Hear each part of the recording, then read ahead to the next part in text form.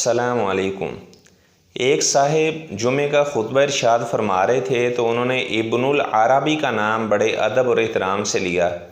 جمعہ کی نماز پڑھانے کے بعد جب وہ لوگوں سے ملنے لگے تو لوگ کہنے لگے آپ نے ایک گمراہ آدمی کا نام، زندیق آدمی کا نام، بعد نے کہا شیطان کا نام آپ نے اتنے ادب اور احترام سے لیا ہے،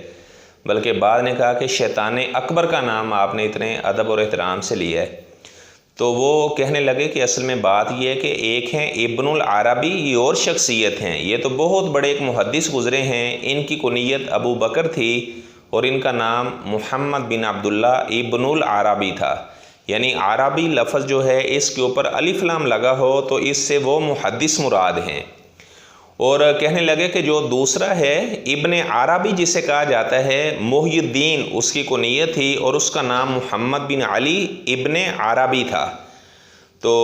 فتوحات مکیہ اس کی کتاب ہے اور یہ گمراہ آدمی تھا،